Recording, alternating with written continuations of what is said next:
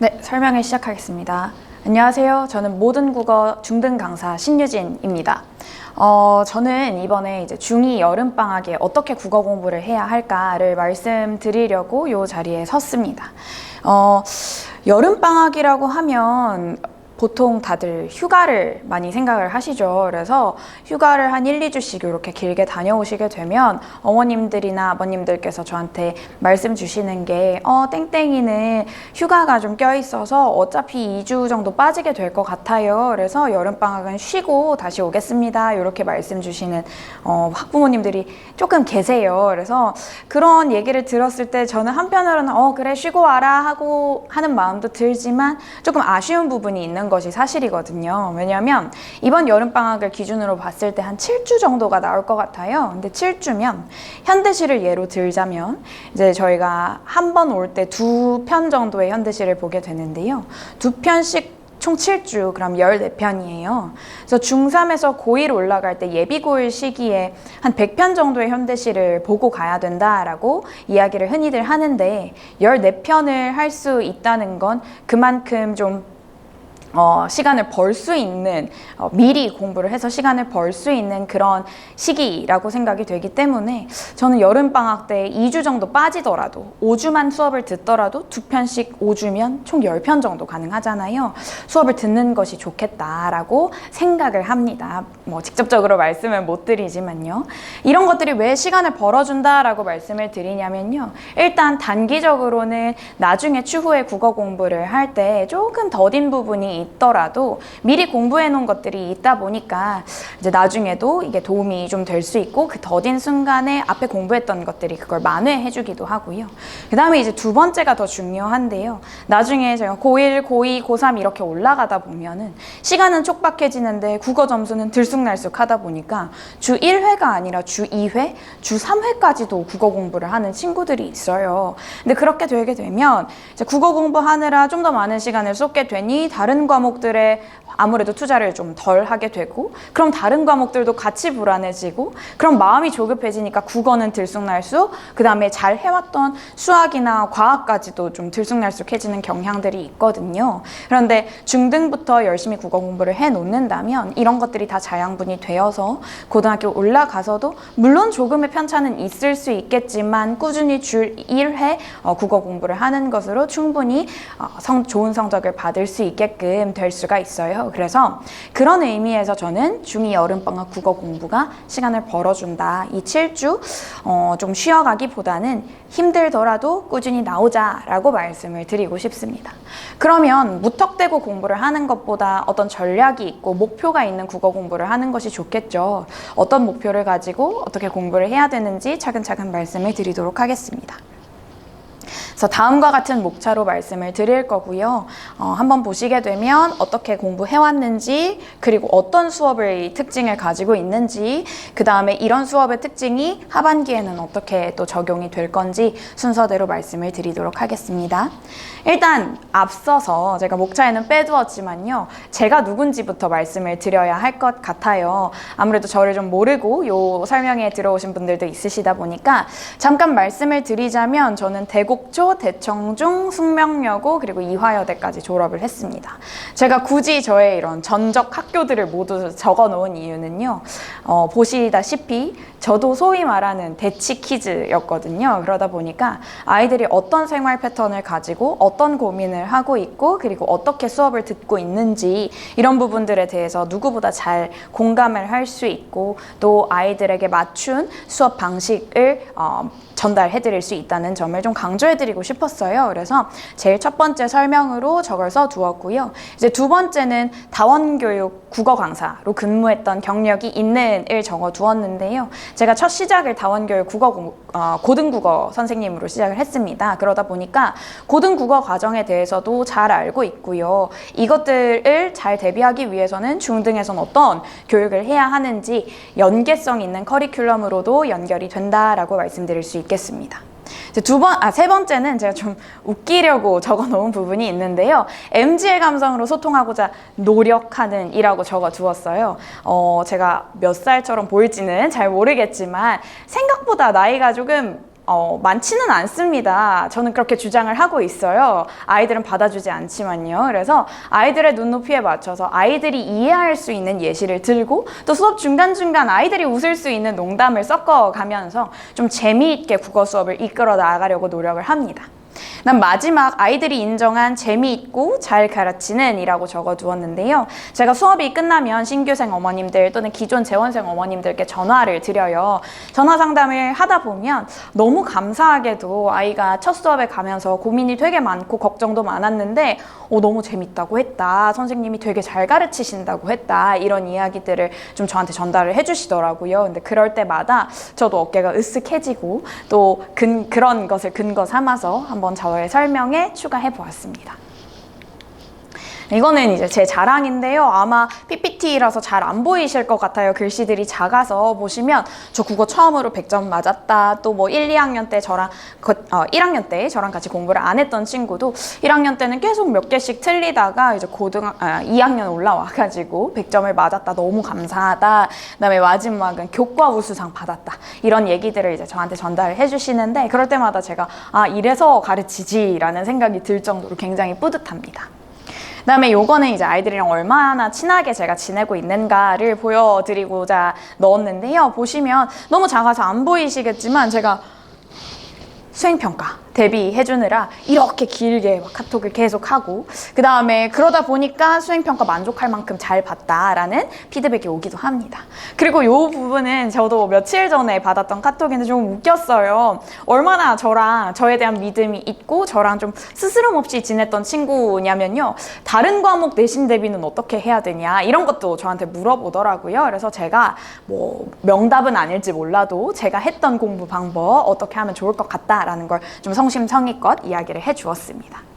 그리고 이 성적표는요, 일주일 전쯤에 있었던 일인데요. 이제 이 친구가 저랑 중학교 때 계속 공부를 같이 하다가 1, 2학년 계속 공부를 같이 하다가 이제 고등학교 선생님으로 고등학교를 가서 저희 학원 고등학교 오태원 선생님께 넘어간 친구예요. 그런데 이 친구가 갑자기 학원에 찾아온 거예요. 그래서 제가 일을 하고 있는데 실장님께서 유진쌤 빨리 내려와 보세요 해가지고 제가 내려갔더니 애가 이 성적표를 들고 너무 자랑스럽게 선생님 이것 좀 보시라면서 가지고 왔는데 보니까 6월 모의고사를 학교에서 봤는데 학급석자 1등이고 저 학년에서 7등 했다라면서 저한테 엄청 신이 나서 자랑을 하더라고요. 그래서 다른 실장님들이 야 이거 다른 고등 선생님한테 가서 말씀드려야지 왜 여기 왔어 이랬더니 저한테 제일 먼저 말해주고 싶어가지고 저 보러 왔다고 그렇게 얘기를 해주더라고요. 그래서 이런 부분들을 보면 사실 이 친구 저랑 1, 2학년 때 싸우기도 좀 많이 싸웠고요. 사춘기도 와가지고 말 안 하고 뚱하게 있던 시기도 있었는데 모두 다 잘 넘겨주고 이렇게 좋은 성적까지 받으면서 국어 자신감이 막 올라가는 모습을 보니까 저도 참 기분이 좋더라고요. 그래서 이것도 제 자랑차 한번 넣어봤습니다. 자, 이런 수업들이 가능하게 된 이유는 앞선 커리큘럼 때문인데요. 어떻게 제가 진행을 했냐면 여기 글씨가 잘 안 보이시겠지만 제가 말로 해드리도록 하겠습니다. 1, 2월에는 현대문학 개념을 봤어요. 아무래도 이제 중학교 2학년 시작하게 되면 내신에 제일 많이 나오고 제일 어렵게 나오는 부분이 문학일 테니까 현대문학 개념 한번 총 복습을 하였고요. 그 다음에 이제 중2에 나오는 문법 개념들이 있어요. 의문 변동이 먼저 나올 거고 그 다음에 이제 한글 맞춤법이 나오게 될 텐데 그 부분들 미리 한번 짚어보면서 아이들이 내신 대비 시작했을 때 또는 학교 수업을 시작을 했을 때 그렇게 떨지 않고 자기 실력을 발휘할 수 있게끔 미리 한번 예습을 했습니다.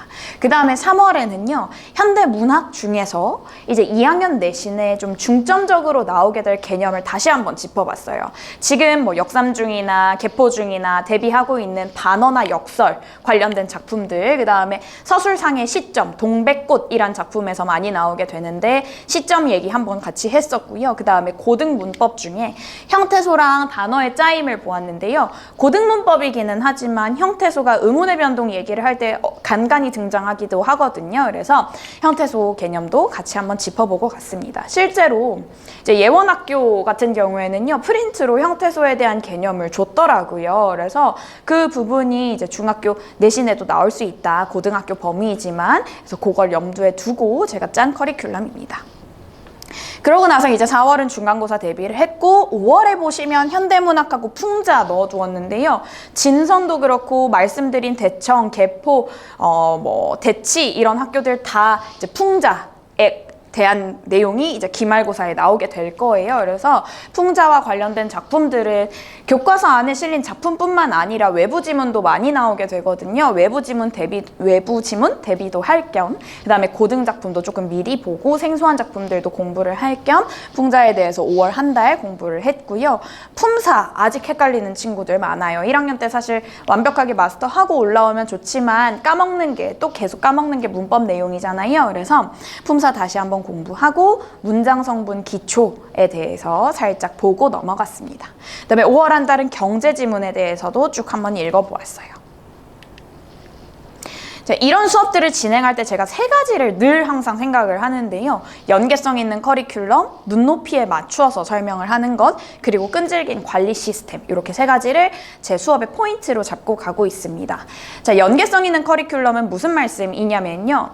제가 사실은 지금 은별쌤께서 진행하고 계시는 중1 커리큘럼을 다 짰어요. 거기서 은별쌤이 개정된 교과과정에 맞게 조금 더 반영을 해가지고 수정을 해서 수업을 진행을 하고 계신데요.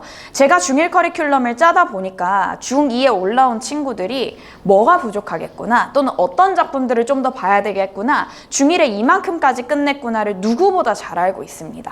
그래서 중2 커리큘럼도 지금 제가 다시 다 짜고 있는데요. 제가 짠 커리큘럼에는 중1 때 빠졌던 내용들, 또는 중1 때 배운 것들 중에 조금 심화해야 되는 내용들까지 꼼꼼하게 다 체크를 해서 넣고 있어요. 그러다 보니까 1학년 따로, 2학년 따로 뚝뚝 떨어지는 커리큘럼이 아니라 업데이트도 되면서 그 다음에 중1 때 부족했던 부분까지 다 심화, 복습할 수 있게끔 채운 커리큘럼이다. 이렇게 말씀드릴 수 있을 것 같아요. 그다음 두 번째, 아이들의 눈높이에 맞춘 설명이라고 말씀을 드리는데요. 아까 앞선 얘기에서 제가 MZ세대의 감성으로 이야기를 하려고 한다고 말씀을 드렸잖아요. 요거는 한번 예시로 말씀을 드릴게요. 예를 들어서 얼마 전에 이제 봤던 작품 중에 창을 내고저 이내 가슴에 창을 내고저 하는 시조가 있어요. 그 시조의 내용은 어머님, 아버님들께서도 한번 들어보셨겠지만 너무 답답하다 보니까 화자가 내 마음에 창을 내서 그 답답함을 좀 해소하고 싶다, 이런 내용이에요. 근데 이제 중장 부분에 무슨 내용이 나오냐면요. 고모장지, 새살장지, 뭐 암돌저기, 숫돌저기 이런 말들이 나와요. 이게 다 창문의 부속품 또는 창문의 종류거든요. 그런데 이 부분이 옛날 사람들에게는 일상적인 용어이고요. 그렇게 어렵지 않은 말들이에요. 그래서 이 작품의 특징 설명하는 부분에 일상적인 용어들을 사용하고 있다, 일상적인 소재들을 사용하고 있다, 이렇게 나오는데 아이들이 보기에는 뭐 암돌저기, 숫돌저기 이게 뭐야? 고모장지, 새살장지 이게 뭐야? 하나도 안 일상적인데? 이렇게 생각을 하더라고요. 그래서 이제 제가 그 부분을 다른 예시를 들어줬어요. 얘들아, 너네 시험 기간에 뭐 엄청 많이 먹니? 젤리 엄청 먹잖아. 한 봉지씩 다 먹어서 선생님이 맨날 깜짝깜짝 놀라잖아. 그걸로 생각을 해봐. 창을 내고저 말고 공장을 세우고저 젤리 공장을 세우고저. 근데 하리보 젤리, 마이구미, 스웨디시 젤리, 뭐 왕꿈트리 등등등, 내가 답답할 때, 시험 공부하느라 답답할 때 그거 하나씩 주워 먹으면서 이 답답함을 해소할까 하노라. 이렇게 생각하면 어때? 일상적인 경험들, 일상적인 소재들 맞지? 라고 하니까 애들이 막 웃으면서 이해됐다고 얘기하더라고요. 그래서 그런 식으로 아이들의 눈높이에 맞춰서 설명을 좀 해주려고 합니다. 마지막, 끈질기 관리 시스템. 이거는 사실 저는 뭐 다들 그렇게 하시는 거 아닌가? 라고 생각을 했는데요. 어제 제가 이 설명회를 준비하면서 실장님들께 한번 이렇게 설명하려고 하는데 봐주시겠어요? 하고 자료를 보내드렸어요. 그랬더니 한 실장님께서 이제 다른 학원도 막 근무하셨던 실장님이신데 저한테 선생님 이것 좀 강조해서 얘기해 주세요. 선생님 너무 고생하시잖아요. 맨날 1시간씩 남아가지고 밥도 못 드시고 한 명씩 다 붙잡고 얘기해 주시는데 이거 너무 그냥 스쳐가는 거 아쉽다고 얘기를 해주셔서 제가 조금 민망하긴 하지만 참 될 때까지 하는 클리닉 시스템을 가지고 있다. 안 되면 안 보내고 심지어 다음 수업에 이제 뒷자리에 앉혀놓고 될 때까지 하고 가게 하는 그런 시스템을 저는 가지고 있다. 이렇게 말씀을 한번 드리고 넘어가려고 합니다. 자, 이런 세 가지 포인트를 바탕으로요. 이제 어떻게 수업을 하는지 좀 더 상세하게 말씀을 드릴게요. 저는 목표가 있어야 된다고 생각하는 사람이에요. 제 개인적으로 목표가 있어야 좀 더 잘하는 것 같더라고요. 아이들도 동기부여가 되고, 물론 그 목표가 마음에 와닿아야겠지만요.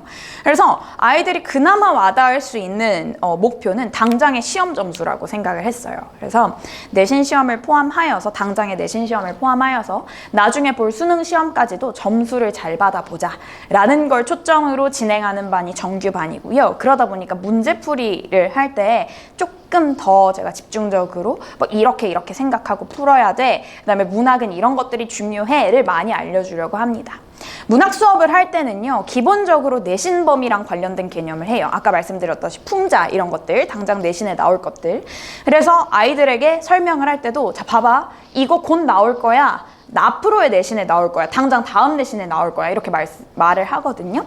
대신 작품을 고를 때 1%의 경우에는 이제 고등과정에 자주 나오는 작품들, 고등과정 가기 전에 꼭 봐야 되는 작품들, 조금 어려운 작품들, 이런 걸 위주로 담아놓고요. 그 다음에 중등 이제 4% 같은 경우에는 중등 관련 작품들 중에 조금 어려운 것들을 이야기를 하고 있습니다. 보면요, 뭐 즐거운 편지, 모란이 피기까지는 둘 다 좀 고등 과정의 작품들이기는 한데요. 요즘 중등 내신도 많이 어려워져가지고 이런 작품들이 프린트물로 나오기도 하더라고요. 실제로 개포중 같은 경우에는 이번에 모란이 피기까지는 이 프린트물에 실려 있었어요. 그래서 이미 1%반 수업 진행하면서 봤던 친구들은 선생님 이거 저희 했던 건데, 그 모란에 미친 사람, 그 사람 나오는 거잖아요 하면서 좀 더 익숙해 하더라고요. 익숙해 하게 되면 자신감도 좀 더 생기고, 그 다음에 다시 한번 공부를 할 때도 기억이 좀 더 잘 나기 때문에 이런 부분들이 도움이 될 수 있을 것 같아요. 그 다음에 이제 두 번째, 문법에 대해서 말씀을 드릴게요. 저는 문법은 기본적으로 그 해, 그러니까 중학교 2학년에 나오는 문법은 중학교 2학년 올라가기 전 겨울방학 때 다 봐야 된다고 생각을 하는 사람이에요. 그래서 중2 겨울방학 때 했던 내용들, 의문변동, 한글 맞춤법, 한글 창제 원리, 요것들을 가지고 내신 때 또 복습을 하고, 중간중간에 이제 조금 틈이 날 때 제가 이전에 했던 개념들, 그때 그거 했던 거 기억나지? 하면서 또 다시 한번 소환을 하고 해서 아이들이 한번 딥하게 보고 좀 차근차근 잘 보고 내신하면서 그거 다시 다지고, 그리고 중간중간 다시 기억을 회생시키는 수업을 통해서 잊지 않도록 하는 게 중요하다고 생각을 합니다. 여기 나와 있는 손필기는요, 제가 이제 내신 대비하면서 우리 했었잖아, 겨울방학 때 이런 거 했었잖아 하면서 다시 한번 정리한 다음에 아이들한테 나눠준 손필기예요. 그래서 이거 가지고 한 번 더 노트에 따라 써보면서 예시랑 규칙 다 공부할 수 있게끔, 외워올 수 있게끔 하고 있습니다. 마지막으로 독서의 경우에는요, 저는 한 달이면 한 달 딱 잡고 같은 영역의 지문을 계속 보게 해요. 그래서 한 주에 같은 영역의 지문 수업 시간에 하나, 그 다음에 숙제로 하나, 이렇게 보게 되거든요. 총 2편을 한 주에 보게 되는데, 그 2편을 4주 동안 보게 되면 8개를 보게 돼요. 8개만 개수가 적다라고 생각하실 수도 있는데, 아이들이 의외로 그 8개에 대해서 조금씩 기억이 잔상으로 남다 보니까 나중에 가면 무슨 얘기를 하냐면요, 선생님 이거 얼마 전에 봤던 그 개념인데요? 라는 말을 실제로 하더라고요. 저도 수업 시간에 되게 깜짝 놀랐거든요. 그래서 처음에는 소비, 수요, 뭐 이런 공급, 이런 그래프조차도 이해를 못 하다가 나중에 가면 소비랑 공급 이런 거, 수요랑 공급 이런 것들은 다 일단 기본 개념으로 깔고 가고, 거기에 조금 더 뭐 케인스의 이론을 더 한다든지 앞선 심화 개념을 더 하더라도 충분히 이해할 수 있는 그런 상태가 됩니다. 그래서 수업 시간에는 시간 안에 풀어보면서 실전 감각을 익히고요. 제가 설명을 할 때 이것 말고 뭐 이런 개념도 있어, 또는 이거의 다음으로 이런 개념도 있어, 이게 시험에는 이렇게 나와 설명을 해주거든요. 그래서 그걸 통해서 배경 지식도 쌓아나가고 있습니다. 실제로 지문 한번 보시게 되면요, 얼마 전에 봤던 환율의 개념이라는 지문이에요. 제가 이거 설명하면서 애들한테 이거 무조건 기억해야 된다, 다른 앞에 것들 조금 까먹어도 상관없다, 환율의 개념은 무조건 기억해야 된다 라고 이야기를 했어요. 왜 그러냐면요, 이제 고등학교 수능을 보게 되면 이전에 기출들이 있잖아요. 근데 출제자들이 기본적으로 우리 아이들이 기출은 좀 풀어보고 왔을 거라고 생각을 한단 말이죠. 그러다 보니까 환율의 개념은 이전에도 많이 냈었고 굳이 다시 짚어줄 필요가 없다 라고 생각하고 환율의 심화 개념부터 이야기를 해요. 그래서 환율의 개념은 이미 알고 있어야 되고, 환율이 떨어지면 누가 이득인지, 환율이 올라가게 되면 누가 이득인지, 이런 부분까지도 이해를 해야 돼요. 근데 이 지문이 그걸 되게 잘 설명을 해놔서 제가 이걸 이야기를 하고 아이들한테 이거는 이제는 당연하게 알고 시험장에 들어가야 되는 거다 강조를 막 했습니다. 그러고 나서 이제 이 그래프를 보는데 이게 5주차 관련 내용이었거든요. 1에서부터 4주차 공부를 하면서 저희가 경제 관련 그래프를 진짜 많이 봤어요. 근데 애들이 경제 관련 그래프 처음 나올 때 뭐라고 하냐면요. 선생님 이거 뭐예요? 수학도 아니고 뭐예요? 아 너무 어려워 보여요. 이러면서 하기 싫어요. 막 이랬거든요. 근데 이제 이 5주쯤 정도 되니까 애들한테 물어봐요, 제가. 얘들아 1, 2, 3번 풀어야 돼. 저거 읽고 이해한 다음에 1, 2, 3번 풀어. 1, 2, 3번 중에 뭐가 어렵겠어? 3번이요. 3번 그래프 해석할 수 있지? 네. 이러고는 애들이 막 뭐라 끄적끄적 적어요. 그 다음에 이제 발표를 시키거든요. 얘들아 A에서 B 무슨 상황이야? 환율이 올라가고 있지. 누가 이득이야? 물어보면 다 대답할 수 있어요. 그리고 3번 문제 안 틀려요. 이렇게 누적되다 보면은 이 그래프에 대한 공포심 자체도 줄어드는 것 같더라고요. 좀 더 익숙해지다 보니까. 숙제는 이런 식으로 나갑니다. 얘는 시간 재고 정확하게 푸는 게 목표였다면요. 얘는 요약할 수 있게 하고 있어요. 그래서 제가 첫 문장만 베껴오는 친구들이 많아가지고 첫 문장만 베껴오는 건 요약이 아니다 라고 써놨더니 이제 첫 문장, 끝 문장 다 읽어가면서 끄적끄적 써오던데 이제 요약해오는 것들이 나중에 수행평가에도 되게 많이 도움이 되더라고요. 그래서 요약 숙제는 아이들이 좀 귀찮아하기는 하고 또 요약 숙제만 쏙 빼놓고 해오는 애들도 있어요. 그러나 매주 한 번씩은 꼭 할 수 있게끔 숙제를 짜고 있습니다. 이렇게 수업을 하고 나면요. 클리닉을 하게 되는데 저기 앞에 잘 안 보이시죠? 뭐라고 제가 적었냐면 아까 말씀드린 것처럼 될 때까지 하고 가는 클리닉입니다. 다 할 수 있을 때까지 하고 그 다음에 하지 못하면 평일에 오든지 아니면 뒷수업 끝에 남아가지고 다 하고 검사 맞고 가든지 이렇게 해야 되는데요. 어떤 부분을 클리닉하게 되냐면 기본적으로 단어, 만약에 단어 좀 통과 못할 경우에 재시험 봐야 되고요. 그 다음에 당일 진도 내용을 복습하는 테스트를 봐요. 왜 당일 진도 내용을 복습을 하냐 말씀을 많이 주시는데 저는 아이들이 이해가 안 된 채로 집에 돌려보내고 싶지는 않아요. 물론 그 전 주차 것도 복습을 해야 되겠지만 그래서 한두 문제 그렇게 섞어놓기는 하지만 기본적으로 오늘 학습한 내용은 오늘 다 이해가 되고 가야 된다. 라는 게 제 철칙이거든요. 그래서 어느 부분이 이해가 안 됐는지 문학 문법 중에 어디가 어려웠는지를 좀 보고자 당일 내용, 진도 나갔던 내용을 테스트로 보고 일정 점수 미달일 경우에는 남아서 좀 고치고 다시 개념 잡고 가게 됩니다. 그다음에 숙제 덜 해왔으면 숙제 마무리하고 가야 되고요. 숙제 마무리가 겹쳤네요. 그래서 채점 오답 덜 돼 있는 경우 채점 오답하고 선지 분석 덜 되어 있으면 채점 오답이 다 있다고 하더라도 선지에 아무런 표시가 없다. 그럼 저는 베꼈다고 간주를 하게 되거든요. 그래서 그런 부분까지도 다시 다 분석하고 갈 수 있게끔 합니다. 그다음에 가끔 제가 기습 필기 검사를 해요. 애들을 보면요, 뭐 학교 스케줄도 다 다르고 한데 딱 어떤 기간에 좀 유독 모두가 피곤해하는 주가 있어요. 근데 그런 경우에는 어김없이 필기를 안 하는 친구들이 제 수업에 막 보이거든요. 그러면 제가 몇 번 경고를 해요. 너네 그렇게 필기 안 하면 남아서 다 검사 맞고 가게 한다 하는데도 뭔가 행동이 시정되지 않을 경우에는요, 어쩔 수 없이 전수 검사를 합니다. 다들 와가지고 필기 얼만큼 했는지, 잘 했는지, 놓친 거 없는지 검사 맞고 가. 해서 수업 시간 끝나면 쭉 줄을 서요. 검사 다 받고 통과된 친구들 가고 통과 안 된 친구들은 옆에 지휘 친구들한테 막 물어 가면서 야 여기 이거 빈칸 뭐야? 막 이렇게 하면서 채워서 갈 수 있게끔 하고 있습니다. 그다음에 이제 피드백 문자는 제가 실제 피드백 문자 발췌를 했는데요. 뭐 별거 아니라고 생각하실 수도 있겠지만 저는 피드백 문자 만드는데도 꽤나 시간을 투자를 하는 편이거든요. 제가 아이들이 많다 보니까 하나하나 상담 전화를 드리기가 좀 힘들 때가 있어요. 시간상. 그래서 뭐 물어보시는 것들이 있으실 때는 바로 제가 전화를 드리기는 하는데 그렇지 않은 경우에는 최대한 제 수업에서 오늘 뭘 했고 어떤 부분이 중요하고 집에 가서 뭐 복습하면 좋은지를 문자 안에 다 담아서 전달드리려고 해요. 그래서 비문학 어떤 거 했는지 그래프 문제 출제됐고 몇 번 문제 같이 복습하면 좋은지 이런 것들까지 하나하나 써서 보내드리고 있거든요. 그래서 만약에 좀 수업 내용이 궁금하다 하시면 피드백 문자 문자를 한번 잘 읽어봐 주시면 좋을 것 같습니다. 그 다음에 이제 7, 8월 저런 포인트를 가지고 어떻게 7, 8월 진행을 할 거냐 말씀을 드릴게요.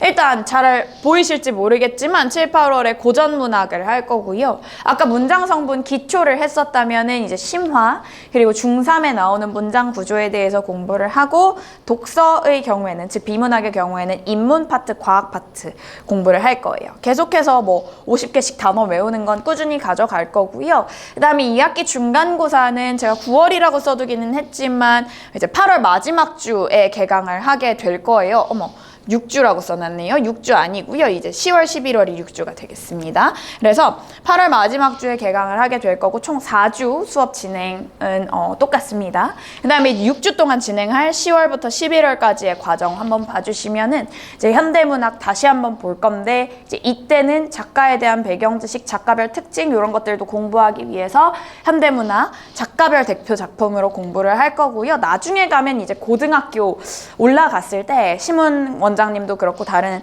김지인 선생님이나 뭐 오태원 선생님이나 작가의 대표 작품이 아니라 작가별 이제 대표 작품 제외 조금 생소한 작품들을 공부를 하실 거예요. 근데 그렇게 커리큘럼을 짜신 이유가 제가 이미 대표 작품을 했기 때문에 중등 과정에서 대표 작품은 다 봤고 그러면 좀 생소하게 나올 수 있는 작품은 무엇일까 이렇게 볼 수 있도록 고등과도 연계되는 커리큘럼 짜고 있고요.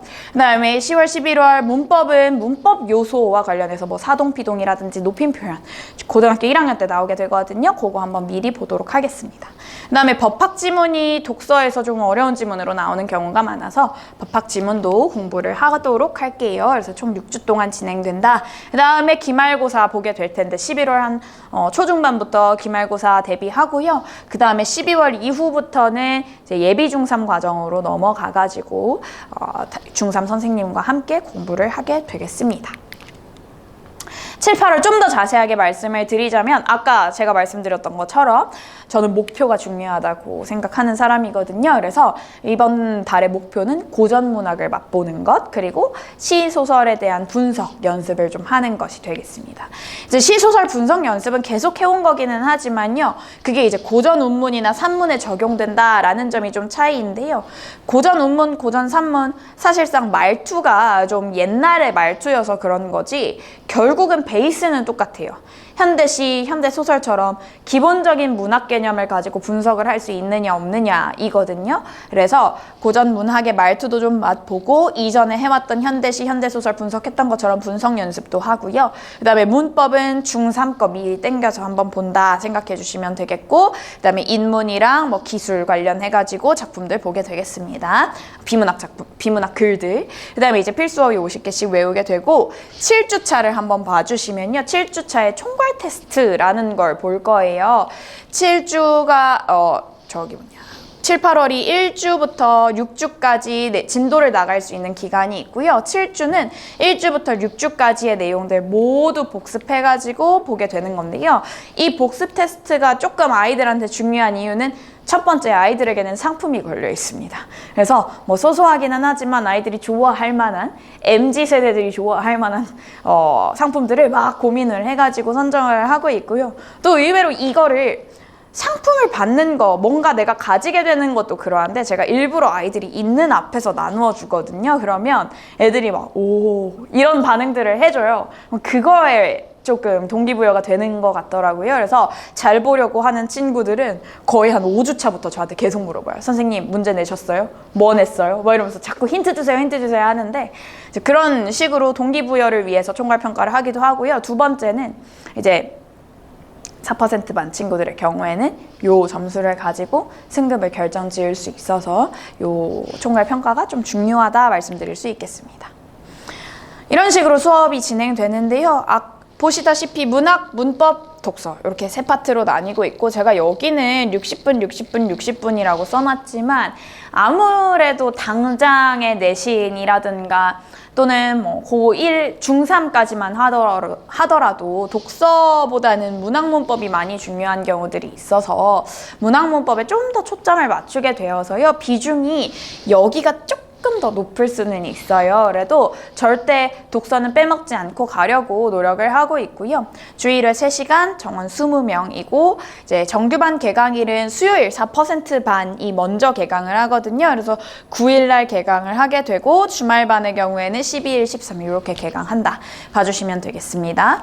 과제 어느 정도 양이냐 많이 물어봐 주시는데요. 60에서 90분이라고 적어두기는 했어요. 아이들마다 편차가 좀 있기는 하겠지만 기본적으로 그렇게 부담되는 양은 아닐 것 같아요. 제가 다른 과목 하느라 바쁜 것도 알고 있고 또 너무 양이 많아지게 되다 보면은 그냥 날려서 풀거나 대충 풀거나 하는 경우들이 있어서 선지 분석을 시키기 위해서는 양을 좀 줄이더라도 질을 높이자라는 생각을 가지고 있거든요. 그래서 과제 분량을 60에서 90분 정도로 잡아두었고 입반 테스트라고 하는 게 지금까지는 있었는데요.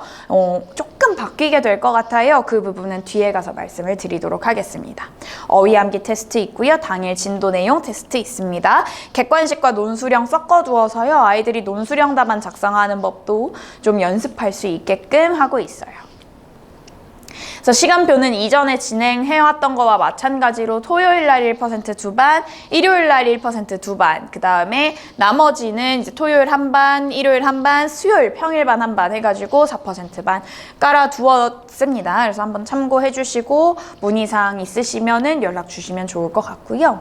이제 마지막 파트인데요.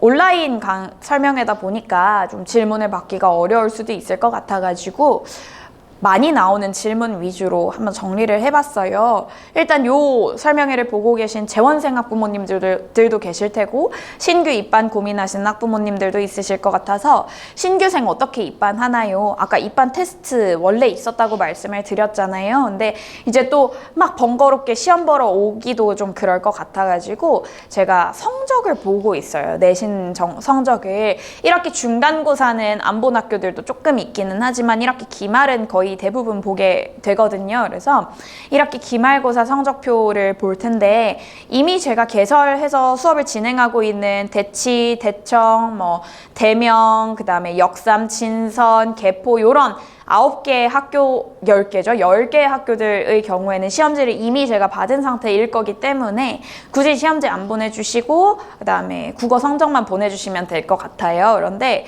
만약에 제가 다루고 있지 않는 학교의 경우에는 한 번만 시험지랑 점수 같이 알려주시게 되면 성적표 찍어서 국어 성적만 보여주시면 되거든요. 그래서 성적표 같이 찍어서 보내주시면은 제가 점수 보고 이 정도의 난도에 이 정도 점수면은 1% 반 가도 되겠다. 아니면 4% 반에서 조금 더 연습하고 와야 되겠다. 말씀을 드리고 개인적으로 전화 드리도록 하겠습니다. 그 다음에 1%와 4% 수업 어떤 차이가 있나요? 많이 물어봐 주시는데요. 1%의 경우에는 문학을 예로 들어서 설명을 드리자면은 아까 말씀드린 것처럼 고등에 많이 나오는 작품들 좀 섞어 두었고 그 다음에 같은 작품을 설명을 할 때도 고등 과정에선 이런 거 어떤 선지로 얘기하는지 많이 이야기를 하고 있어요. 그래서 그런 정도의 차이가 있고 만약에 두 반 똑같은 작품을 배울 경우에는요. 하나 1% 반이 3편을 배운다면 4% 반은 두 편을 배울 수 있도록 3편 중에 2편을 배울 수 있도록 이렇게 짜는 경우들도 있고요. 같은 작품이더라도 고등에서는 이런 개념도 설명한다. 이 부분까지도 강조한다. 이렇게 1% 반은 좀 부연 설명을 더 해주면서 아이들에게 많은 걸 요구하고 있습니다. 그 다음에 문법은 똑같아요. 근데 설명을 할 때 조금 더 찬찬히 설명하게 되는 부분들이 있죠. 4%의 경우에는. 그다음에 독서 지문 같은 경우에도 시간을 좀 더 많이 준다든가 하면서 차이를 두고 있습니다. 자, 승급은 아까 말씀드린 것처럼 7, 8월 과정에는 7주차 수업을 가지고 7주차 시험 내용을 가지고 승급 결정하게 되고요. 그 다음에는 내신 기간에 이제 제 수업을 듣는 친구들은 내신 수업 때 어떤 태도를 보였는지, 그 다음에 숙제 해오는 거 잘 해왔는지, 수업 시간에 잘 집중하면서 듣는지, 그리고 시험 성적으로 연결이 되었는지 이런 것들 보면서 올라가도 될 것 같아요. 이런 전화 드리고 있습니다. 그리고 또 이런 질문도 많이 해주세요. 이거 하게 되면 몇 학년 것까지 되는 거예요? 이런 질문들을 해주시거든요. 근데 그 질문은 제 생각에는 수학을 베이스로 한 질문인 것 같아요. 수학은 어느 개념까지 하면은 뭐 삼각함수 하면은 함수 중에 1차 함수 하면 2차 함수 하면 이렇게 나눠져 있잖아요. 근데 문학, 그러니까 국어의 경우에는 조금 달라요.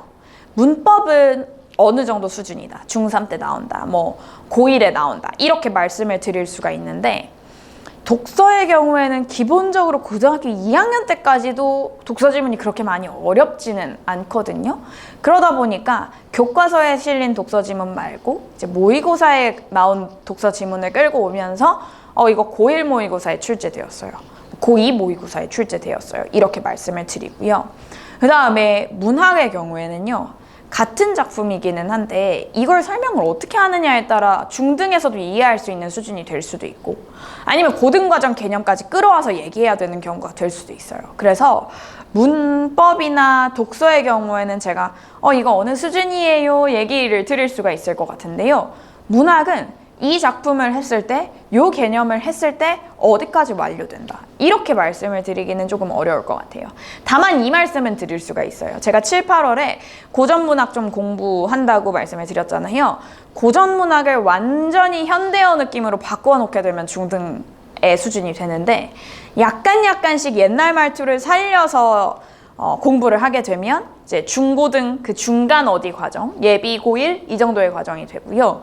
완전히 다 어려운 말, 정말 원문을 많이 살린 그런 버전으로 공부를 하게 되면 이제 고2, 고3의 수준이다. 이렇게 말씀을 드릴 수는 있을 것 같아요. 그런데 이제 7, 8월에는 저는 최대한 아예 현대어 버전 말고 조금 섞인 버전으로 수업을 진행하려고 할 겁니다. 그 다음에 1학년 때부터 저랑 같이 독서 공부를 했던 친구들의 경우에는 독서 통합반 왜 없어졌냐 이런 질문을 많이 해주시고 제가 여기저기서 듣기로는 이제 각종 커뮤니티에서 모든 국어 독서 통합반이 없어졌다. 2학년 때 독서 통합이 없더라. 이런 얘기를 하고 있다라는 거를 전달을 받았어요.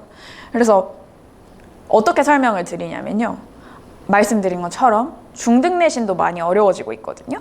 그러다 보니까 고등 작품을 자꾸 끌어오게 되고 책을 읽을 수 있으면 너무 좋을 텐데 일단은 시험을 잘 봐야 애들이 자신감도 생기고 동기부여도 되고 또 더 잘 봐야겠다는 생각도 들고 어머님들, 아버님들께서도 그래 책 읽는 거 중요하지 하다가 당장 시험에서 조금 삐끗해버리게 되면 아니 일단 시험을 잘 봐야 되는 거 아닌가? 라는 생각이 들어서 책 읽는 것보다 좀 문제풀이를 많이 하는 반을 원하시고 이러다 보니까 이제 뒤로 가면서 점점 독서통합반에 대한 수요가 줄더라고요.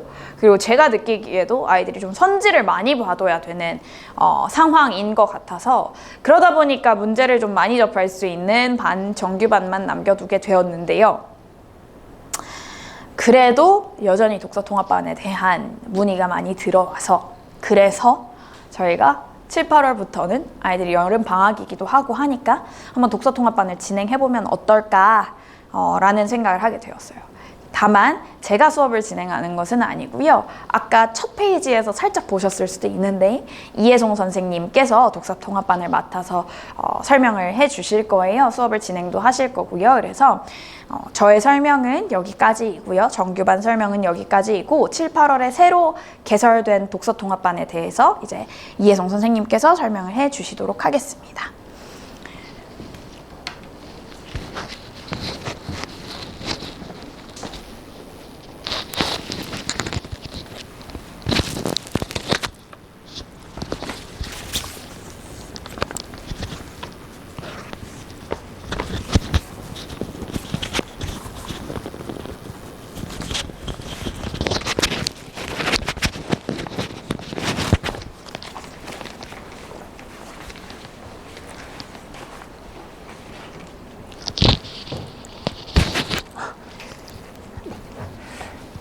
안녕하세요.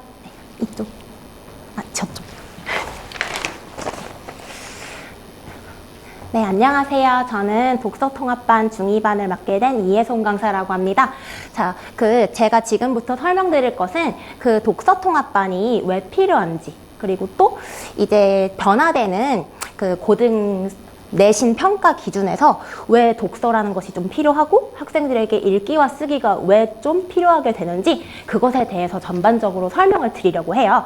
자, 그래서 첫 번째로는 그 어머니들께서도 잘 알고 계시겠지만 이 대입 개편안이라는 게 저번에 발표가 됐었죠. 그래서 어떤 식으로 좀 변화가 생겼냐면 일단 선택 과목이 아니라 더 이상 저희가 화법과 작문의 경우는 이제까지 문법과 함께 좀 선택할 수 있는 그런 선택지를 열어두고 있었잖아요.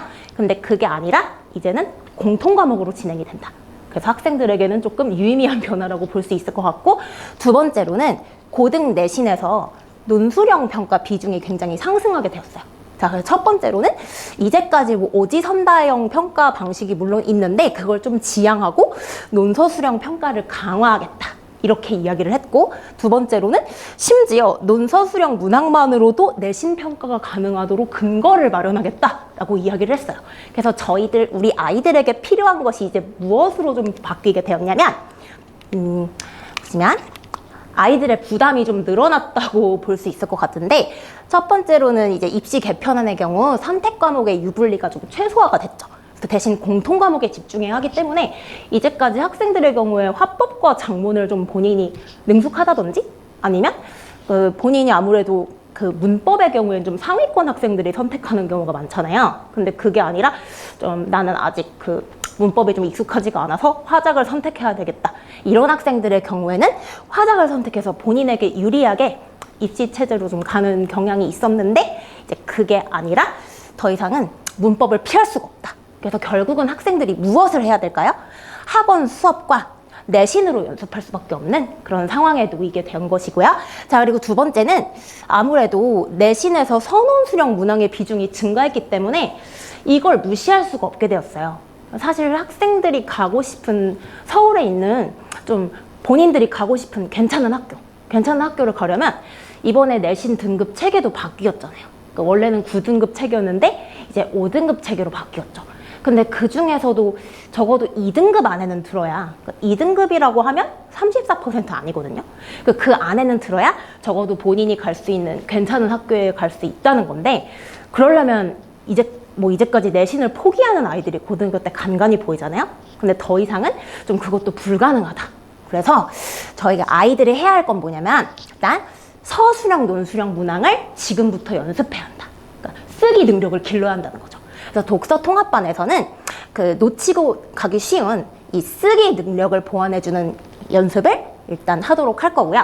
두 번째로는 글 읽기, 그러니까 필독서를 읽음을 통해서 좀 비문학 지문, 아이들이 고등학교 때부터 비문학 지문 때문에 어려워하잖아요. 거기에서 많이 국어에 대해서 좀 절망을 겪기도 하고, 그래서 그것에 대해 좀 대비할 수 있는 능력을 키워주는 비문학 지문을 글 읽기로 대비하는 두 번째 해결책이 있고, 세 번째로는 이제 더 이상 문법을 피할 수 없기 때문에 학생들이 중학교 2학년 때부터 뭘 해야 되냐면 수능 국어를 준비해야 돼요. 그러니까 수능 국어를 통합적으로 준비할 수 있게 학원 수업과 내신으로 연습할 수 있도록 이제 도와주는 수업을 목표로 하고 있습니다.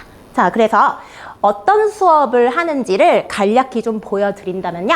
자, 이제 7월부터 12월까지가 쭉 있는데, 일단은 9월과 11월이 내신 대비 기간이에요. 그래서 7월, 8월부터 먼저 보시면, 자, 독서, 논술, 수능, 국어, 필수 이렇게 3개의 영역으로 나누어져 있죠. 전체적으로는 한 타임에 이 3영역을 다 포괄해서 수업한다고 보시면 돼요. 자, 그래서 첫 번째로는 독서, 논술. 이 반의 가장 큰 특징이죠. 그래서 분야별로 인문, 사회, 과학, 기술, 예술, 그 학교에서 추천하는 필독서들 있죠? 그걸 내용 독해를 세밀하게 연습을 하고 내용을 꾸준하게 읽고, 그 다음에 옆에 문단별로 요약 정리, 그리고 요약 연습, 문제풀이, 그리고 원고지 쓰기, 이런 식으로 좀 전개를 합니다. 자, 그리고 수능 국어의 경우 이게 또 3가지 영역으로 나눠지죠. 문학, 문법, 비문학. 그래서 문학은 고전과 현대를 교차로, 그리고 또 문법은 현대와 고전 문법을 교차로, 이렇게 좀 학생들이 고등 가기 전에 기초를 쌓아갈 수 있도록 만들 것이고요. 그리고 필수 어휘는 그 고등 수능 기출됐었던 개념어라든지 한자어, 그리고 관용 표현, 이런 것들을 암기하고 학원에 와서 테스트를 보게 됩니다. 테스트를 본 후에 그 결과는 그 학부모님들께 문자로 발송을 드리고요.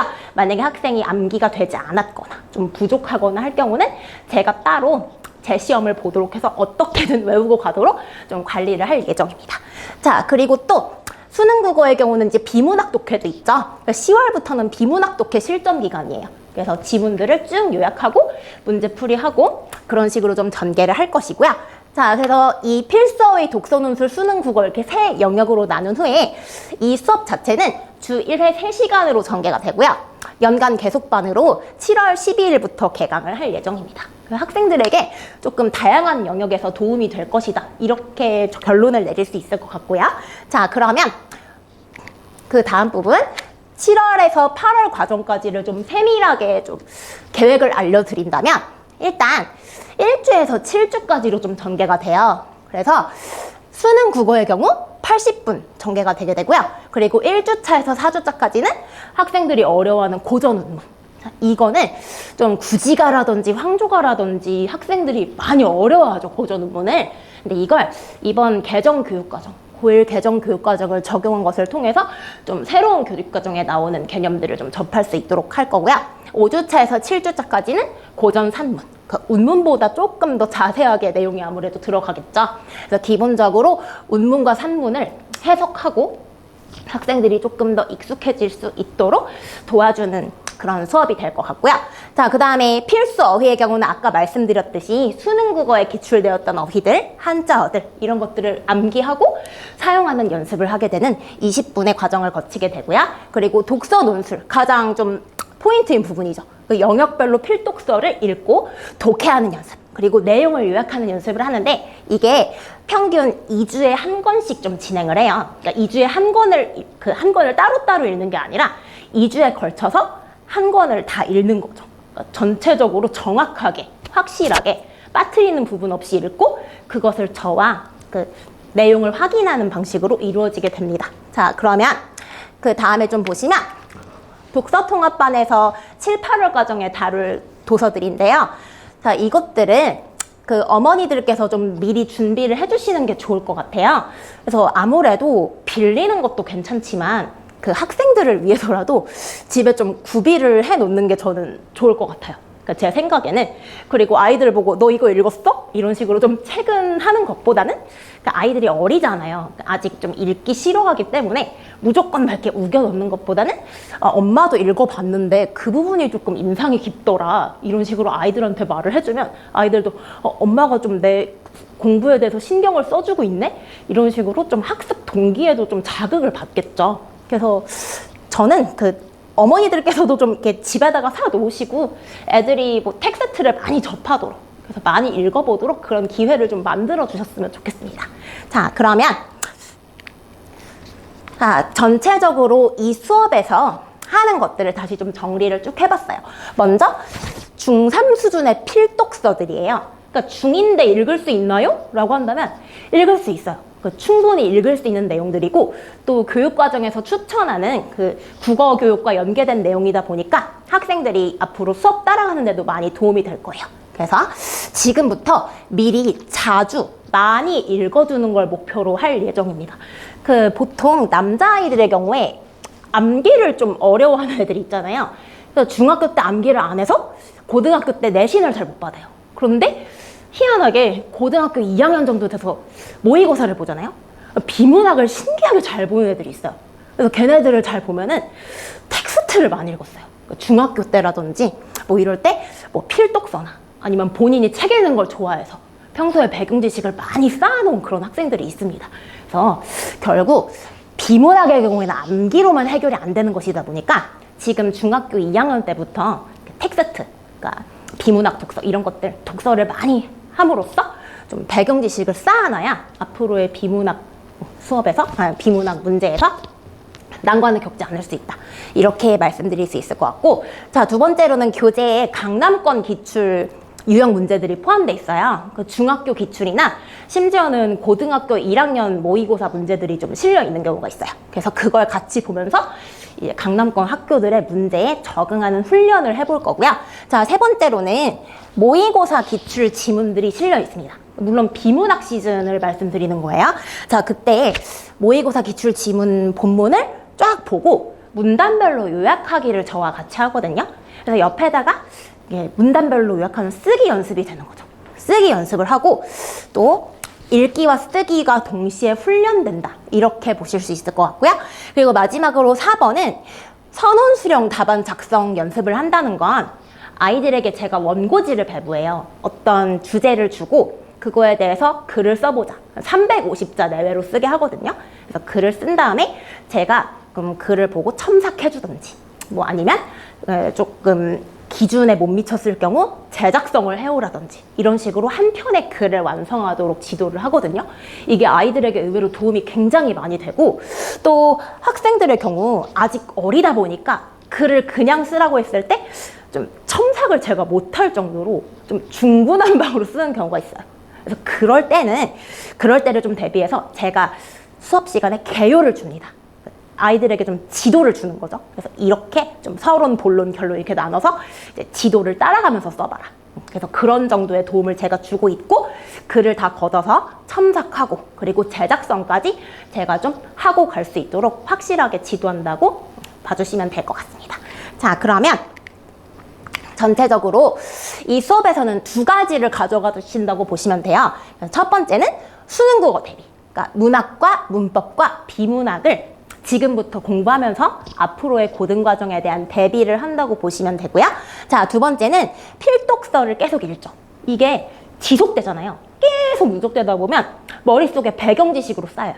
자, 그래서 이게 결국은 뭐다? 이제 서논수령 대비까지 간다. 읽고 쓰고 하다 보니까 결국은 어떻게 될까요? 고등학교 때 배점이 큰 논수령 문제에서도 흔들리지 않는 그런 실력을 가질 수 있게 되겠죠. 결국 두 마리 토끼를 다 잡는 방향으로 갈 수 있다. 이렇게 좀 결론을 내릴 수 있을 것 같습니다. 자, 그래서 수업은 일단 그렇게 크게 세 가지 영역을 모두 다루는 방식으로 전개를 할 것이고요. 자, 그러면 마지막으로 학생 개별 관리 측면에 대해서도 말씀을 드릴 건데 피드백 문자가 가게 됩니다. 자, 첫 번째는 수업에서 보는 테스트가 총 2개예요. 어휘 테스트와 내용 확인 테스트. 그 어휘 테스트는 이제까지 제가 주는 수능 기출 어휘라든지 사자성어가 있잖아요. 그래서 그런 것들을 쫙 외워와서 테스트를 한번 보는 거죠.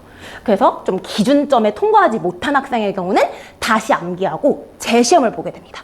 그것들을 어머니들께 다 문자로 제가 실시간으로 발송을 좀 해드리고요. 그러니까 학생의 학습 상태에 대해서 공유를 해드리는 거죠. 그러니까 아이가 지금 이 정도 수준이다. 그리고 두 번째는 내용 확인 테스트. 그 수업에서 배운 내용들 있죠. 문법이나 문학이나 혹은 비문학이나 그 수업에서 배웠던 내용들을 테스트를 본 후에 성적을 발송해드려요. 그래서 그걸 그냥 학생이 풀고 가는 게 아니라 채점하고 오답 정리까지 다 하고 질의응답까지 다 하고 갈 수 있도록. 그래서 그 3시간 안에 좀 알찬 수업이 되도록 진행을 할 것이고요. 그리고 과제가 나가게 됩니다. 그 수업 내용에 대한 과제인데요. 과제집을 학생이 전체를 풀이하고 오고 뒤에 답지가 달려있기 때문에 뒤에 답지로 채점 그리고 오답 정리까지 마무리해 올 수 있도록 그것까지 어머니들께 피드백으로 발송을 해드립니다. 그리고 논술문의 경우에 아까 원고지를 쓴다 그랬죠. 그게 완성본이 조금 애매한 경우가 있어서 제가 다시 써오라고 하는 적이 있을 거예요. 그거 고쳐쓰기까지 마무리되었는지 거기까지 좀 확인하고 간다고 보시면 됩니다. 자, 그리고 보강과 온라인 강의에 대해서인데요. 일단 보강은 좀 불가피한 사정으로 결석일 경우에만 좀 학원에 미리 연락을 주시면 될 것 같아요. 제일 좋은 건 학생이 학원에 와서 수업을 듣는 거예요. 왜냐면 그게 또 관리 측면에서도 그렇고 학생이 와서 진심으로 수업에 참여하는 정도도 그렇고 조금 그게 배워가는 곳이 달라요. 그래서 웬만하면 참여를 권장드리는 편이고요. 저는 학생이 확실하게 하고 갈 수 있게 만약에 도저히 안 된 경우에만 미리 연락을 주시면 제가 현장 강의를 녹화해서 월요일 날 발송을 드립니다. 그렇게 일단 전개를 해나갈 예정이고요. 자, 그 다음에 독서통합반 시간표를 좀 안내를 해드리자면 일단 토요일 10시부터 1시 그리고 일요일 6시부터 9시 이렇게 따로따로 나누어서 전개를 하고 있어요. 신규 개설된 반이고요. 각 타임의 수업 내용은 동일하게 전개가 되고 일단 7, 8월 과정까지는 7주 그리고 7월 12일 토요일 13일 날 개강을 하게 되는 식으로 전개가 되게 되겠습니다. 자, 그러면 제가 설명드릴 부분은 여기까지이고요. 그리고 마지막으로 강사 소개 드리고 마치도록 하겠습니다. 감사합니다.